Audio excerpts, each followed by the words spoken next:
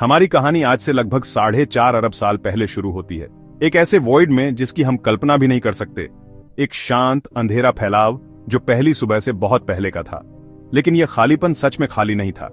Imagine कीजिए एक बहुत बड़ा घूमता हुआ गैस और धूल का बादल जो लाइट ईयर्स तक फैला हुआ था। ये एक बहुत पहले मर चुके तारे की राख थी, एक सुपरनोवा जिसने कॉस्मोस को क्रिएशन के एलिमेंट्स से भर दिया था, हाइड्रोजन, हीलियम और कार्बन, ऑक्सीजन और आयरन जैसे भारी मटेरियल से। यह सोलर नेबुला था, मिल्की वे के शांत एक्सपेंस में तैरता हुआ एक सेलेस्टियल क्रेडल। फिर एक डिस्टर्बेंस, शायद किसी और एक्सप्लोडिंग स्टार से निकली शॉकवेव बादल में फैल गई, जिससे एक शानदार कोलैप्स शुरू हो गया। इस कंडेंसिंग नेबुला के दिल में प्रेशर और टेम्परेचर बहुत बढ़ गए, जिससे हमारा सूरज जल उठा। इसके चारों ओर बचा हुआ मटेरियल एक स्पिनिंग प्रोटोप्लैनेटरी डिस्क में बदल गया। यहाँ ग्रेविटी, जो यूनिवर्स का शांत लगातार काम करने वाला आर्किटेक्ट है, ने अपना कॉम्प्लिकेटेड काम शुरू किया। इसने धूल और बर्फ के छोटे छोटे पार्टिकल्स को धीरे धीरे एक साथ खींचा। पहले इलेक्ट्रोस्टैटिक फोर्सेस ने एक कॉस्मिक ग्लू की तरह काम किया, जिससे माइक्रोस्कोपिक ग्रेन्स एक दूसरे से चिपक गए। जैसे जैसे वे बड़े होते गए, उनकी अपनी ग्रेविटी ने उन्हें अपनी ओर खींचना शुरू कर दिया, जिससे वे और करीब आते गए। जो फ्रैजिल स्नोफ्लेक्स और धूल के गुच्छों के रूप में शुरू हुए थे, वे मिलकर पेबल्स, फिर रॉक्स और फिर किलोमीटर वाइड बोल्डर्स बनने लगे। यह प्रक्रिया, जिसे एक्रीशन कहते हैं, निर्माण का एक कैओटिक बैले था, जिसमें अनगिनत वस्तुएं कोलाइड होकर एक दूसरे में मिलती जा रही थीं, जैसे वे डिस्क में घूम रही थीं। लाखों सालों में ये बोल्डर्स प्लैनेटेसिमल्स में बदल गए, जो भविष्य के प्लैनेटों के बीच थे। इनमें से सबसे बड़े प्लैनेटरी एम्ब्रियोज हावी होने लगे। उनकी इमेंस ग्रेविटी ने अपनी ऑर्बिट्स को डेब्री से साफ कर दिया और वे लगातार बड़े होते गए। इनमें से एक प्रोटो अर्थ था, एक मोल्टन स्फीयर जिस पर लगातार बॉम्बार्डमेंट हो रहा था। इसका डेस्टिनी आग में गढ़ा जाने वाला था। तिया नाम के मार्स साइज्ड ऑब्जेक्ट के साथ एक आखिरी कैटेक्लिज्मिक इंपैक्ट ने मोल्टन रॉक और डेब्री को युवा पृथ्वी के चारों ओर ऑर्बिट में फेंक दिया। अपने हिंसक जन्म के बाद हमारा ग्रह एक ऐसे प्राचीन और प्रतिकूल युग में प्रवेश कर गया जिसकी कल्पना करना भी मुश्किल है। यह आग में बना एक संसार था, जिसका जन्म थियानेमिक मंगल ग्रह के आकार के प्रोटोप्लेनेट के साथ एक विनाशकारी टक्कर से हुआ था। इस इंपैक्ट से निकला मलबा मिलकर हमारा चंद्रमा बना, जो उन शुरुआती दिनों में आकाश में बहुत बड़ा दिखाई देता था, आज की तुलना में कहीं अधिक करीब। हमने इसे हेडियन नाम दिया है, ग्रीक पौराणिक कथाओं के अंडरवर्ल्ड के नाम पर, जो पृथ्वी के एग्जिस्टेंस के पहले 500 मिलियन वर्षों के लिए एक उपयुक्त नाम है। शुरुआती पृथ्वी वास्तव में एक नरक जैसी जगह थी। पिघली हुई चट्टान का एक चमकता हुआ वैश्विक महासागर, हजारों किलोमीटर डीप। खड़े होने के लिए कोई ठोस जमीन नहीं थी, केवल मैग्मा का एक उबलता हुआ चमकीला समुद्र था। सतह का तापमान 2000 डिग्री सेल्सियस से ऊपर था, इतना गर्म कि लोहा भी वाष्पीकृत हो जाए, जो फिर धात्विक बारिश के रूप में सतह पर वापस गिर जाता था। कोई कॉन्टिनेंट्स नहीं थे, कोई समुद्र नहीं था।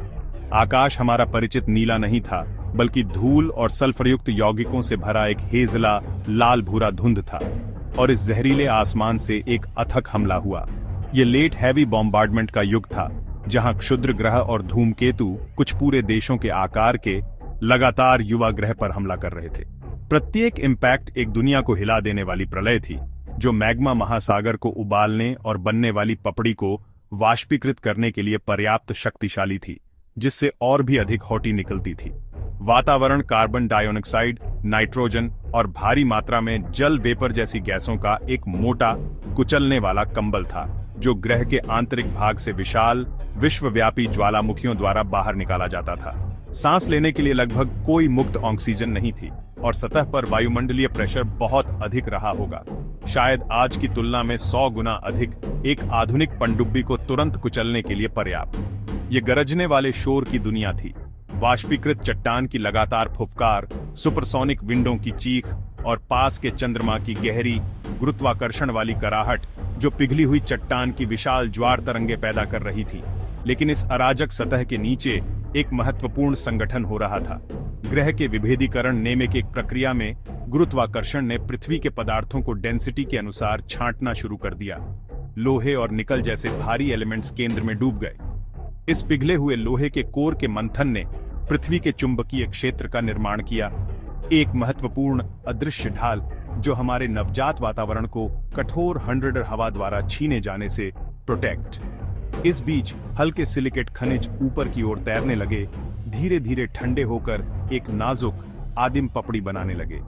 यह पपड़ी कोई स्थिर कॉन्टिनेंट्स नहीं थी, बल्कि अंधेरी चट्टान का एक गतिशील मौजक थी, जो लगातार प्रभावों से टूटती रहती थी और नीचे पिघले हुए मेंटल में वापस रिसाइकल होती रहती थी।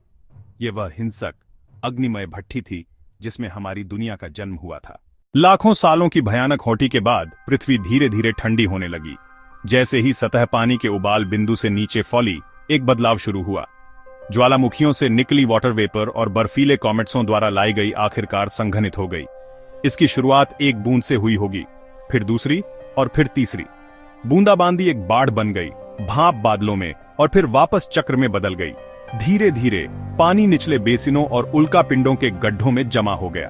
पहले समुद्र गर्म, अम्लीय और घुले हुए लोहे से भरपूर थे। लगातार बारिश से नई रॉकें कटती गईं, मिनरल्सों और लवणों को सीओं में बहा ले गईं। चंद्रमा के बहुत करीब होने के कारण विशाल ज्वार ने एक ग्रहव्यापी रासायनिक प्रयोगशाला को मिला दिया।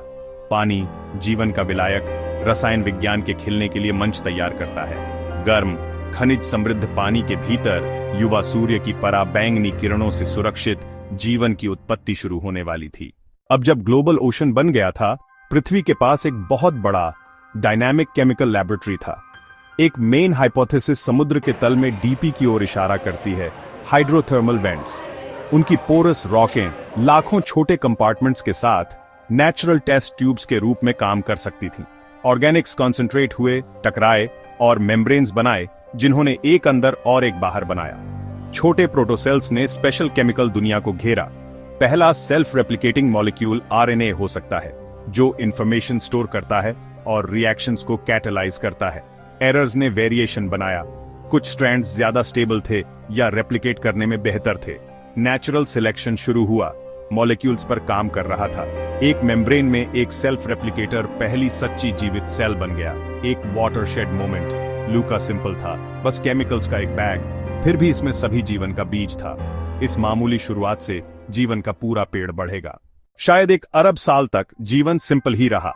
महासागर एनेरोब्स से भरे हुए थे जो ऑक्सीजन के बिना पनप रहे थे। फिर सायानोबैक्टीरिया उभरे, पायोनियर्स जिन्होंने प्लैनेट को फिर से इंजीनियर किया। क्लोरोफिल का उपयोग करके उन्होंने पानी को स्प्लिट किया और शुगर्स बनाने के लिए हाइड्रोजन को कार्बन डाइऑक्साइड के साथ कंबाइन किया। वे सूरज की रोशनी वाले पानी में फले फूले स्लाइमी मैट्स बनाते हुए लेयर पर लेयर ने स्ट्रोमेटोलाइट्स बनाए, लिविंग फॉसिल्स जिन्हें हम आज भी शार्क बे में देखते हैं। उनका वेस्ट ऑक्सीजन ने आयरन रिच ओशनों को रस्ट किया, जिससे विशाल डिपॉजिट्स बने जिन्हें हम आज माइन करते हैं। 1 अरब साल तक ऑक्सीजन रस्ट के रूप में बंद थी। टायरलेसली फोटोसिंथेसिस ने अर्थ को बदल दिया। हमारी दुनिया के क्वाइट आर्किटेक्ट्स। एक महान एटमॉस्फेरिक टर्निंग पॉइंट के लिए स्टेज तैयार था। एक अधिक एनर्जेटिक फ्यूचर पॉसिबल हो रहा था। लगभग 2.4 बिलियन साल पहले एटमॉस्फेयर में फ्री ऑक्सीजन जमा होने लगा, जिसे ग्रेट ऑक्सीजनेशन इवेंट कहते हैं।